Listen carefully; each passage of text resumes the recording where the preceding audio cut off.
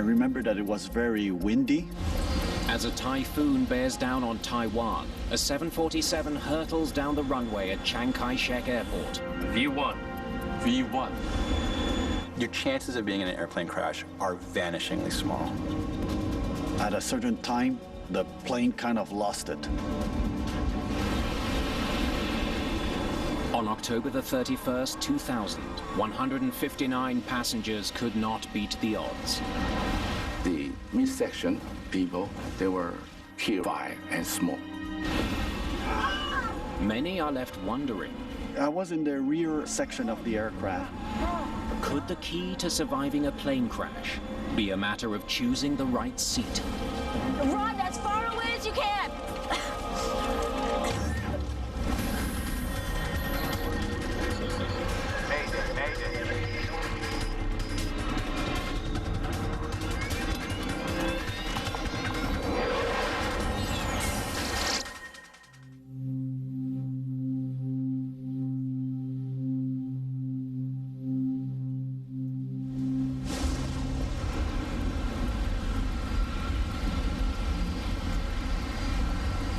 Singapore Airlines Flight 6 taxis to the runway through heavy wind and rain at Taipei's Chiang Kai-shek Airport.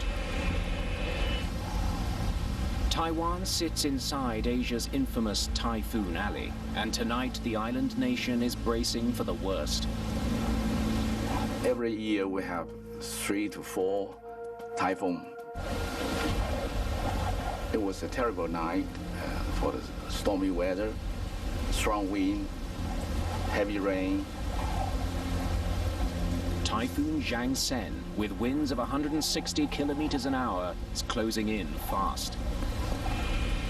Flight 6 needs to get airborne before the brunt of the storm hits. Even a 747 can't take off in an actual typhoon. So the closer the storm gets, the more likely it is that these guys are going to get stuck in Taipei. There are 179 people on board the overnight flight to Los Angeles, including business traveler Francois Parent. Being a frequent flyer, I was not too concerned about the weather because that didn't bother me in the past. Parent has requested an aisle seat. The only one available on this flight is in row 65, the second last row of the plane. He has no idea how important his seating assignment will become. As far as I could tell, everything was normal and we were going to take off as usual.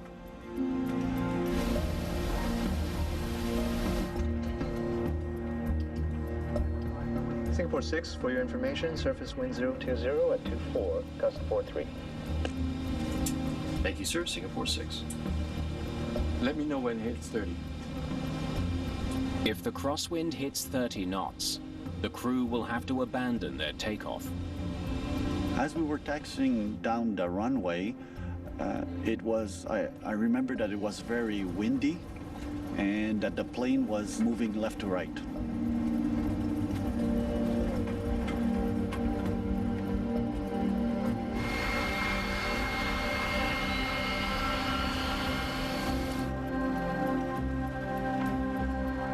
Singapore 6, you are cleared for takeoff, runway 05 left.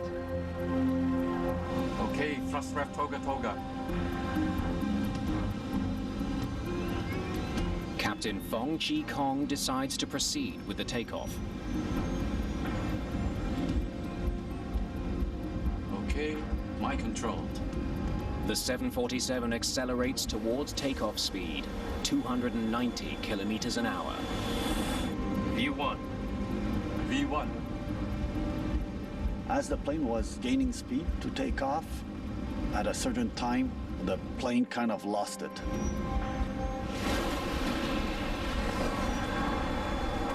What's happening?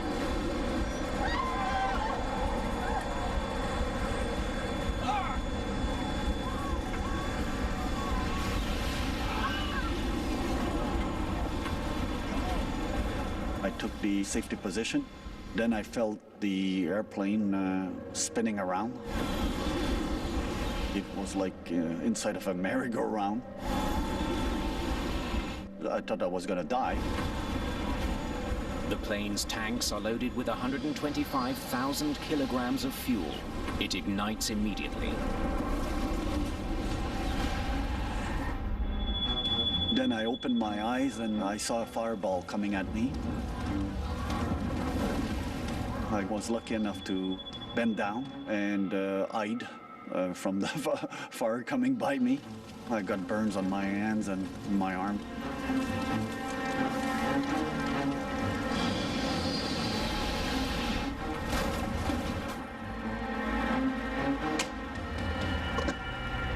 Direct emergency vehicles to runway 05 left. Singapore 6. Do you read? Singapore 6. Let's go, go, go!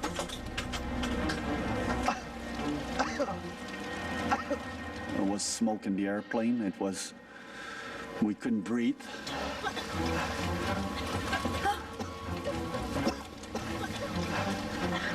Everybody, move forward quickly. Once you're off the plane, run as far away as you can. Go, go. There was an older person before me, and he had difficulties moving. And so I was able to lift him up so that he could move his way. Run away from the plane.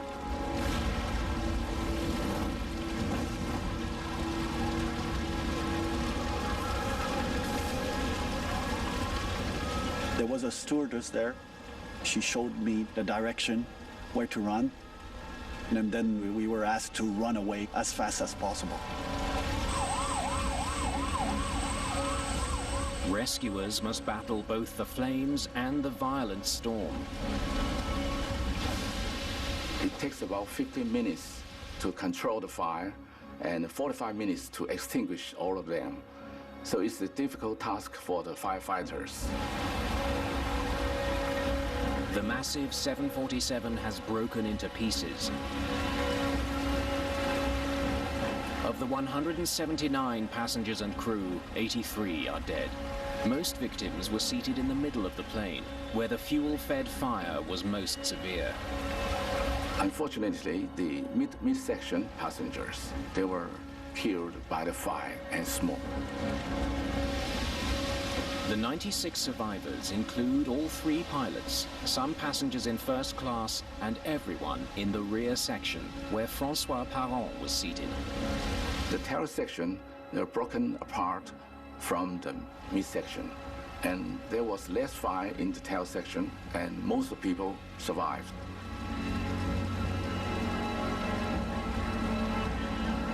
One of Asia's busiest airports is immediately closed. It's now up to the Aviation Safety Council of Taiwan to determine the cause of the disaster. When I went to the crash site, I can see all the wreckage spread on the runway. And most of the wreckage were already burned by the post-impact fire. Jeff Wise is an expert in aviation accidents and their causes. When you're an investigator looking at a crash scene, you have to keep an open mind. You have to assume it could be any conceivable factor, from the machinery to the human factors to the weather to who knows what. Much of the wreckage is on a runway adjacent to 5 left. Investigators' first thought is, did fierce winds blow the plane off course? The weather in Taiwan, the whole Taiwan is very bad. In CKS Airport, the gusts up to 50 to 60 knots. As the typhoon moves in, the winds grow even stronger, making the investigators' work next to impossible. During the stormy weather, it's difficult to do anything outside at the accident site. They can even stand on the runway because the wind is very strong. Let's get inside. This is off the wing. Close examination of the crash site is put off until the storm passes. But investigators want to talk to the flight crew right away. Thomas Wang is the ASC's lead human factors investigator. As investigators, we believe that we should interview pilot or operator as soon as possible because we believe that human memory will fade over time. Just as a machine has certain failure modes, ways in which it will most likely break, a human being has specific ways in which they're more likely to fail psychologically. And this is what a human factors investigator is looking for. Captain Fong Chi Kong is interviewed within hours of the crash. What happened? We collided with something on the runway. V1. Just as we hit V1. There's something there!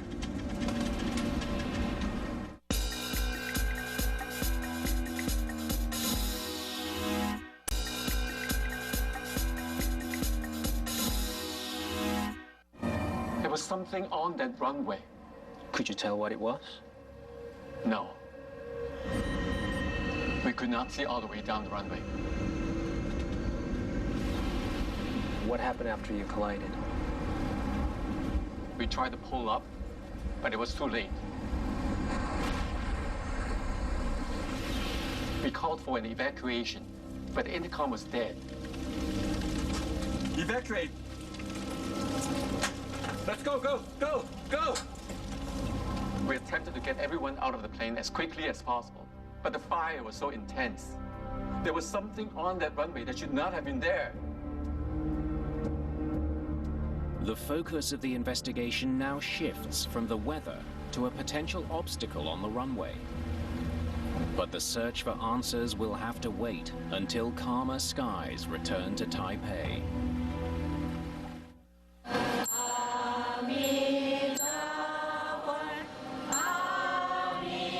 The morning after a fiery crash that claims 83 lives. Chiang Kai-shek Airport remains closed. Thousands of passengers are stranded.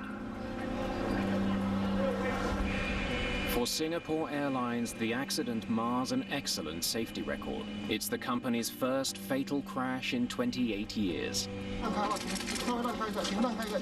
Media speculation focuses on the pilot's decision to take off in the face of an oncoming typhoon. With the weather now improving, investigators scour the wreckage for clues.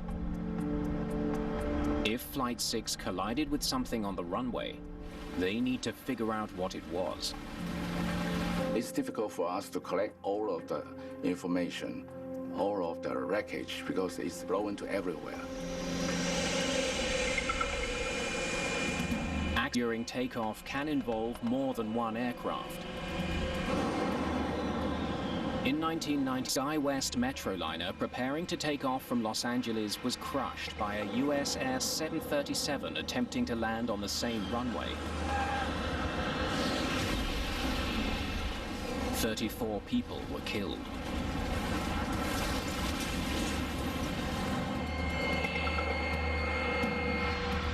Italy's worst air disaster unfolded on a foggy morning in Milan, when an SAS MD-87 collided on takeoff with a Cessna that was crossing the runway. No one on either plane survived the impact.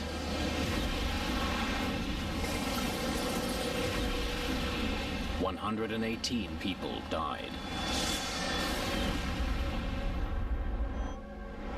Any signs of another plane?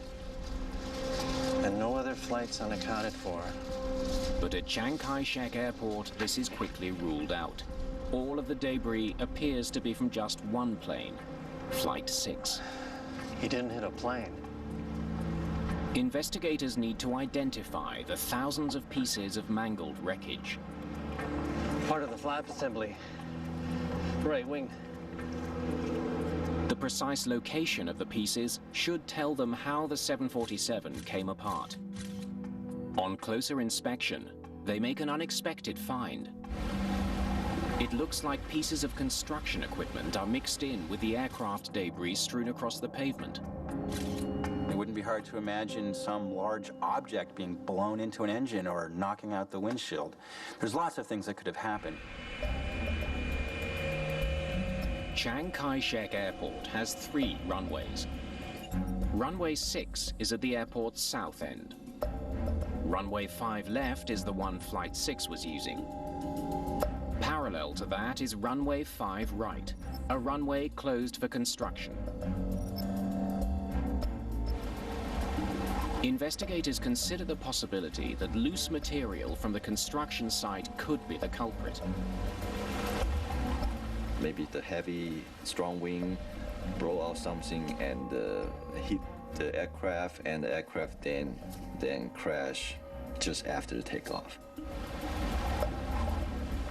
If construction material was not properly secured, it might have blown onto runway 5 left directly into the plane's path. There's something there. But investigators soon find evidence that tells a different story. Tire tracks on runway 5 right, heading straight towards the construction equipment. This runway has been closed for weeks. There should be no fresh tracks on it.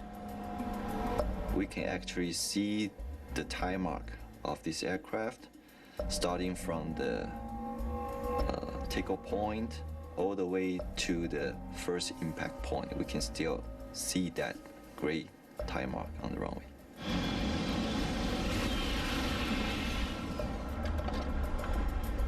The tire marks on runway 5 right lead investigators to a startling conclusion. This is our point of impact. It now seems more than likely that some unimaginable error occurred, putting Flight 6 on the wrong runway.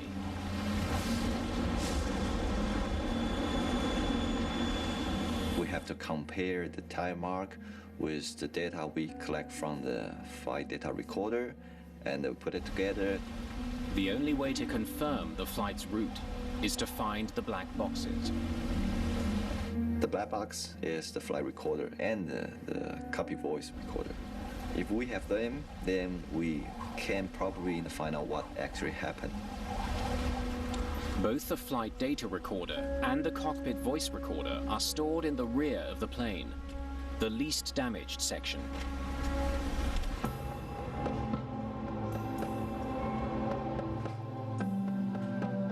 Investigators are able to study the information within a day of the crash.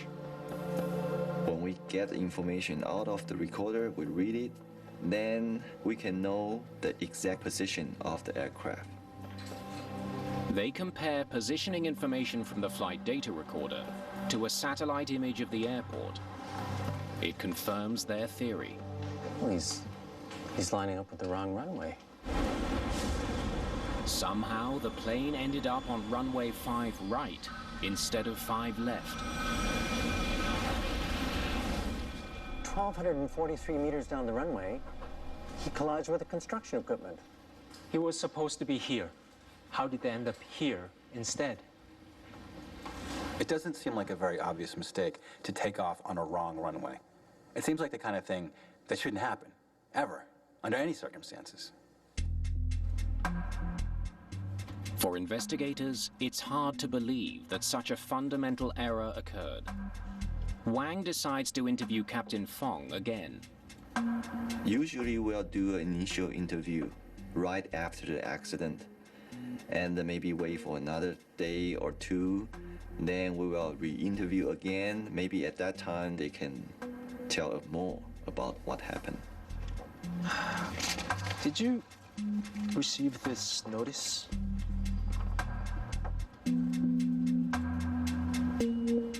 Of course I did. Everyone did. We discussed it during our briefing. Wang learns that the flight crew received written notice that runway 5 right was closed. Tell them we'll take 5 left. According to the flight data recorder, you are not on 5 left. The accident took place on 5 right. You collided with the construction equipment on 5 right. Here's the point of impact.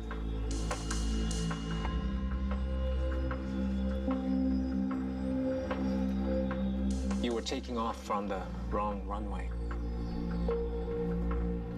Impossible. We were on 5 left.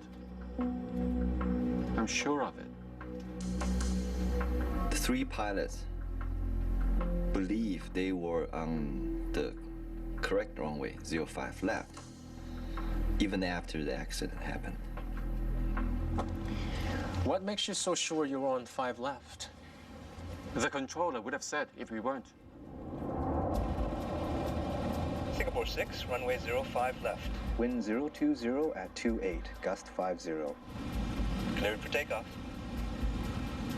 With no planes ahead of them, the Singapore pilots received advance clearance to take off as soon as they reached the runway. Clear for takeoff, runway 05 left, Singapore 6. What puzzles investigators is why air traffic controllers didn't notice that the 747 had turned onto the wrong runway. I couldn't see them in that weather. When interviewed, the controllers describe how the storm limited visibility that night to about 600 meters. They confirmed runway 5 left. That's the last I heard from them. 1,600 meters between the runway and the tower. There's no way he saw them. The crew assumed that the tower was monitoring their progress. But the controller had lost sight of the plane. Investigators now try to determine if the pilots themselves were lost in the storm.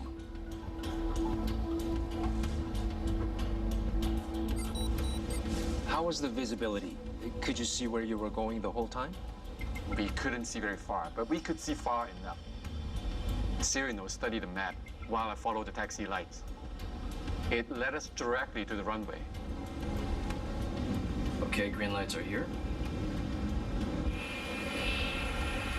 It appears that the crew had no trouble seeing their route as they taxied. Yet Flight 6 still ended up on the wrong runway. Was this the map you were using? Yes. You didn't have any trouble reading it? I wasn't reading it. My first officer and the relief pilot were following the map. I only glanced at it when the route changed. They changed the route? Yes. Wang learns that the ground controller issued a last-minute change for their route to the runway. Singapore 6 requests taxi. Singapore 6, taxi to runway 06 via taxiway. Correction, runway 05 left via taxiway Sierra Sierra, West Cross, and November Papa. I missed that. What was it? Sierra Sierra, West Cross, and November Papa. Pilots have to deal with last-minute changes all the time. The situation becomes complicated, it becomes hairy. Now you've got a typhoon bearing down on you, you've got time pressure. You're also having to deal with a difficult environment for taxiing. You've got crosswinds, you've got gusts. So you're under pressure.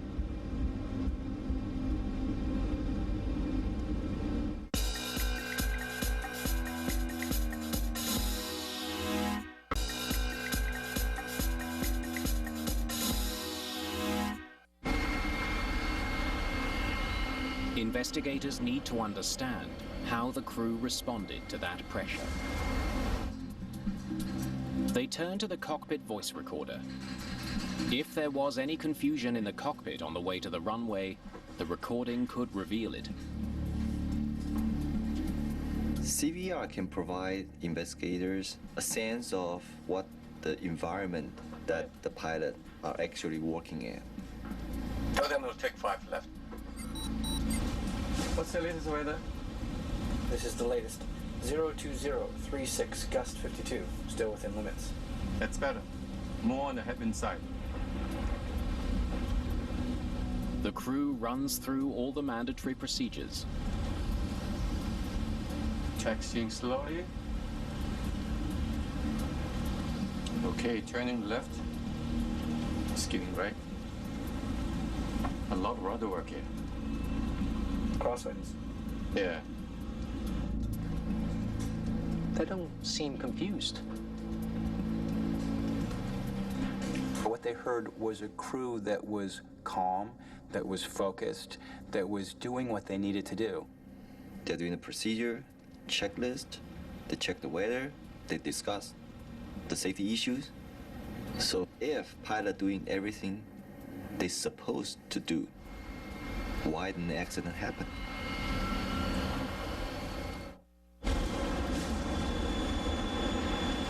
There's something there.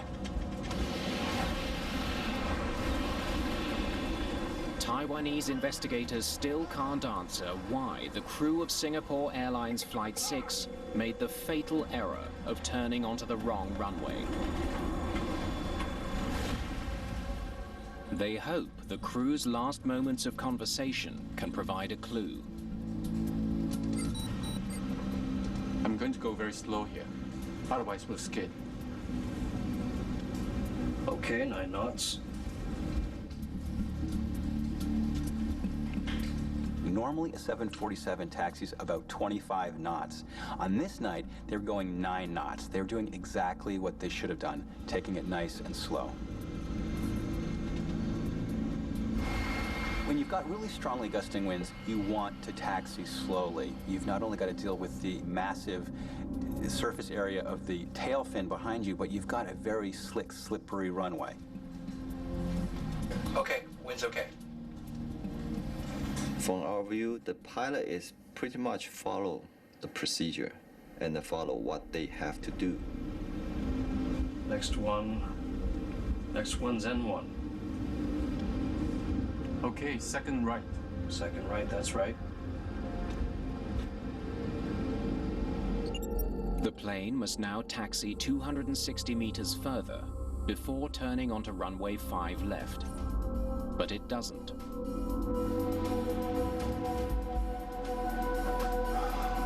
So, why did they turn here? Investigators study the pilot's work records, looking for anything that could help explain their mistake. We will collect the pilot's training record at least for 3 years before the accident. Captain Fong Chi Kong started with Singapore Airlines as a cadet over 20 years ago. He'd flown out of this airport more than 10 times. First Officer Latif Serrano was a former officer in the Singapore Army. He's flown with Captain Kong several times before. Almost all his hours were on the 747. The relief pilot, Captain Ng Keng Lang, had 8 years' experience and was used to long flights. So for a commercial pilot, they're a very experienced team. Every one of them was a better than average pilot. They all had excellent records. And yet, somehow they made an unbelievable mistake. The why the 3 pilots cannot tell the difference when they take off from 05 right. Something must have led the crew to take a wrong turn. But exactly what remains a mystery.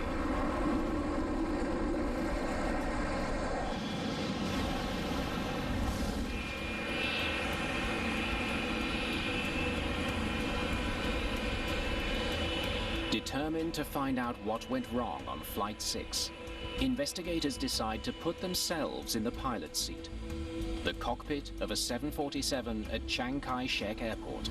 All right, let's get going. In similar weather conditions, they follow the route taken by Flight 6.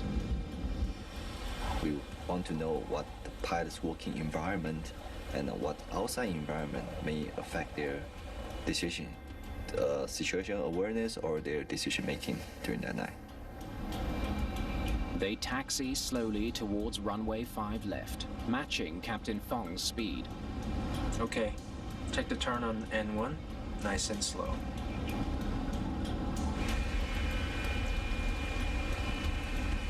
The plane turns onto the final taxiway. From this point, the Flight 6 crew should have taxied past runway 5 right, towards the turn for runway 5 left. Now we continue on to 5 right.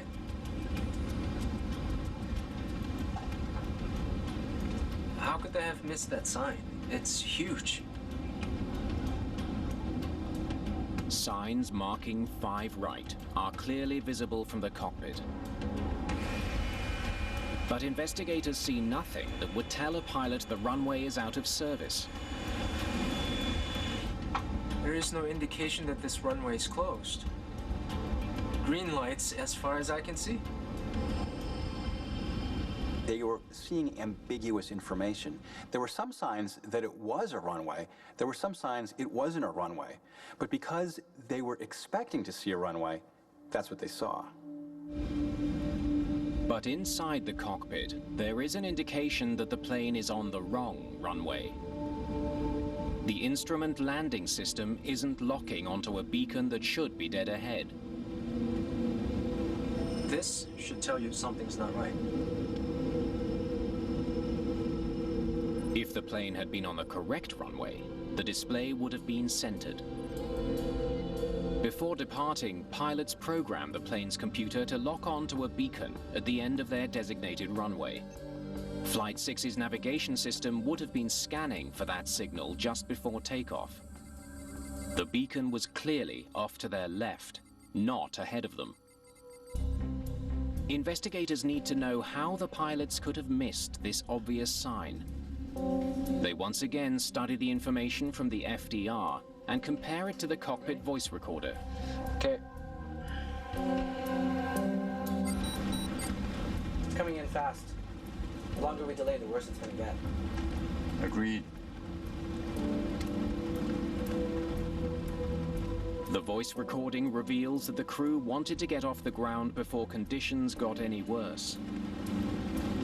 It's a challenging environment, and the longer they wait, the more challenging it's going to get.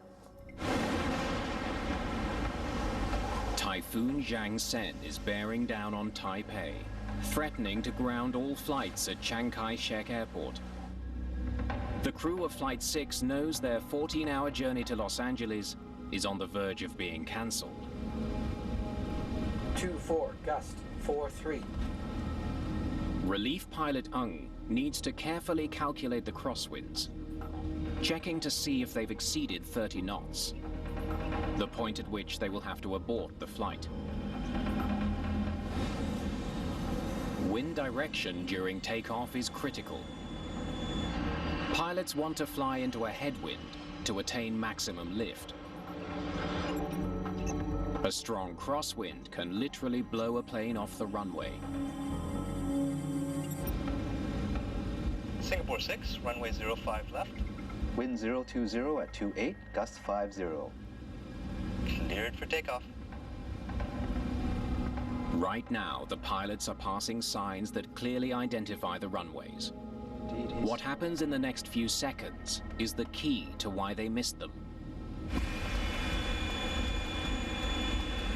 020 from the left. 020. The winds consume the crew's attention. They were scrupulously looking at the tables to figure out if they had exceeded the crosswind component. They were checking it so meticulously that they weren't paying attention to something else. 28.5. It's getting close to 30, sir. Okay.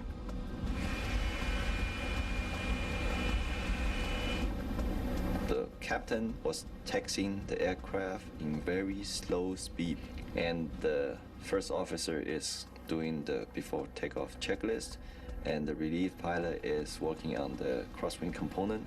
So all pilots, they are occupied by something. They do not have enough attention to actually check which runway they are taxiing onto. I'm going to go very slow here. Otherwise, we'll skid. Okay, 9 knots. The crew was so concerned with taxiing safely to the runway that they stopped paying attention to where they were headed. They believe they are making a right turn onto the correct runway. Unfortunately, that's not the correct runway. That's 05 right. What you've got here is a classic case of tunnel vision.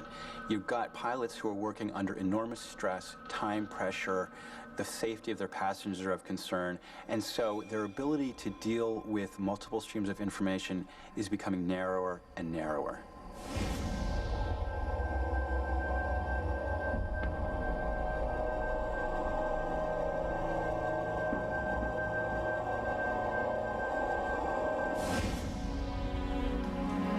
Investigators also consider the possibility that Captain Fong's extreme caution might in fact have worked against him.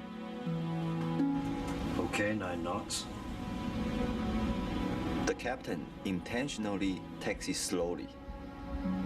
The captain says to the crew, keep it slow, be careful, let's really focus on what we're doing. And they do, but they focus on the wrong things. Captain Fong was taxiing at a speed of 9 knots, about 16 kilometers an hour. Because the turn took so long, Captain Fong might have thought he'd gone further than he really did. So much time had passed that he may have thought he had already reached runway 5 left. One of the real heartbreaking moments of this tragedy is that instant when they come so close to noticing that something's wrong. Just before takeoff, the crew had one last chance to avoid disaster. The first officer points out they're nowhere near the center line of the runway. Now the PVD hasn't lined up. It should have been a warning to the crew that something was wrong. Never mind. We can see the runway just fine.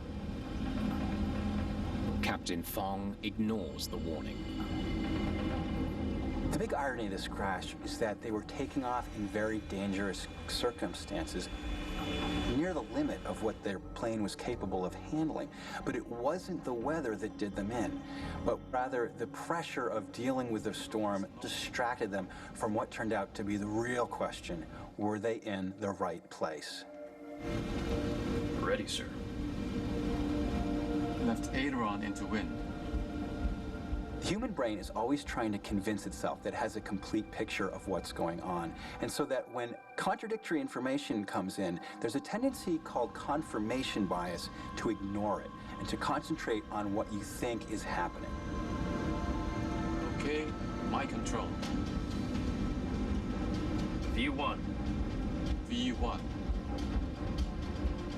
What happened next was inevitable.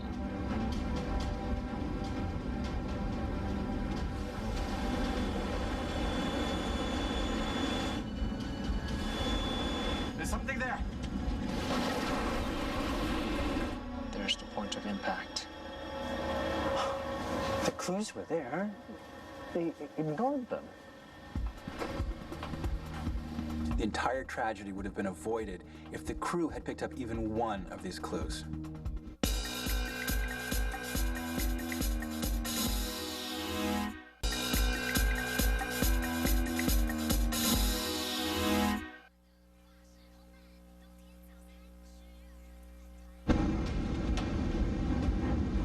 It's finally clear why Singapore Airlines Flight 6 ended up on the wrong runway. But with hundreds of planes taking off during the annual typhoon season, the challenge now is to make sure it never happens again.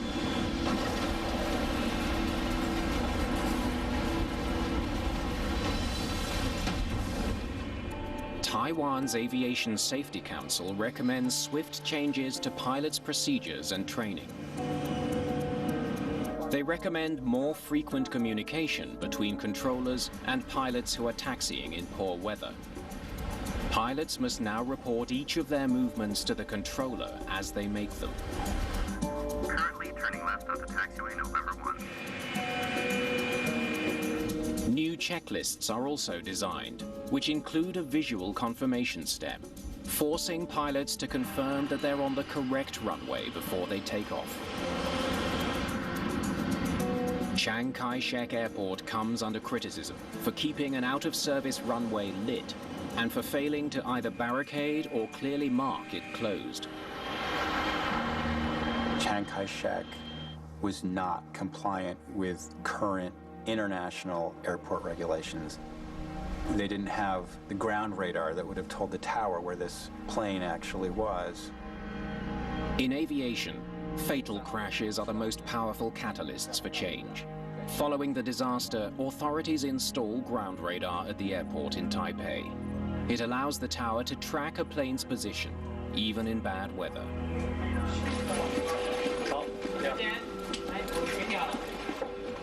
Singapore Airlines comes down hard on the pilots of Flight 6.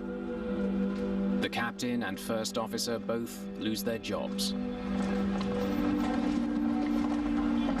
One of the lessons of this accident is that you can have an exemplary crew performing their duties with utmost care, and they still make a mistake with fatal consequences. The crash of Flight 6 also highlights another lesson. The decisions passengers make before takeoff, including where to sit, can sometimes make the difference between life and death.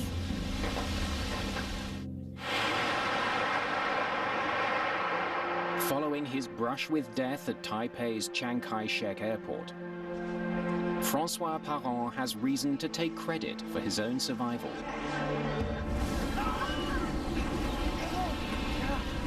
It was just basic survival instinct, and we had no time to think about what's happening.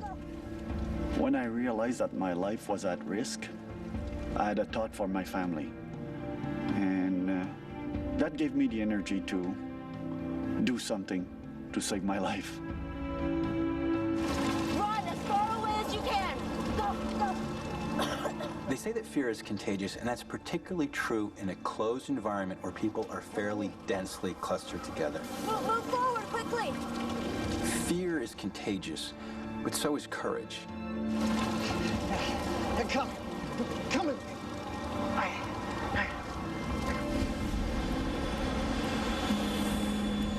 The accident in Taiwan raises the question, what can passengers do to improve their odds of surviving when disaster strikes?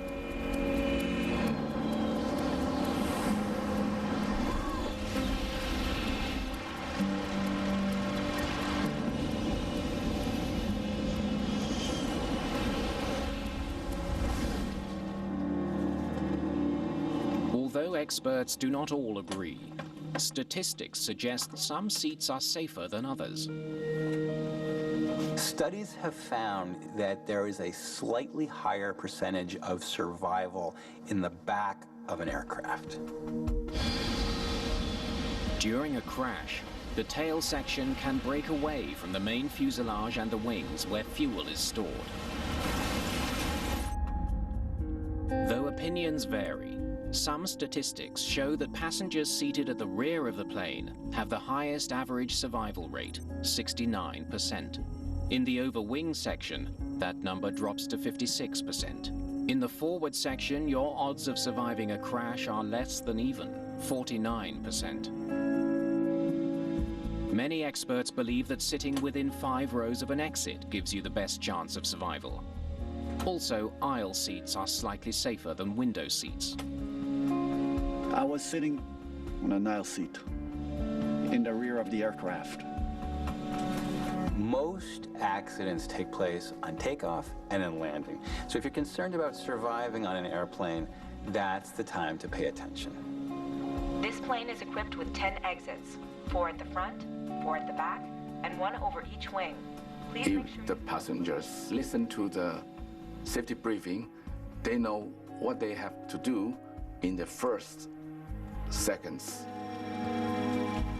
They know how to get out of the aircraft. In the seat pocket in front of you, there's a safety card. On it, there's a diagram that shows you how to get to the exits. Look at it. Just put in your mind what you have to do to get there. Because when things go crazy in the smoke and the darkness, you won't be able to figure it out. But one statistic stands out above all others. Your chances of being in an airplane crash are vanishingly small. They say it's probably true that you're more likely to get into an accident driving to the airport than you are in the airplane. I think there are better things to worry about than where you're sitting when your airplane crashes.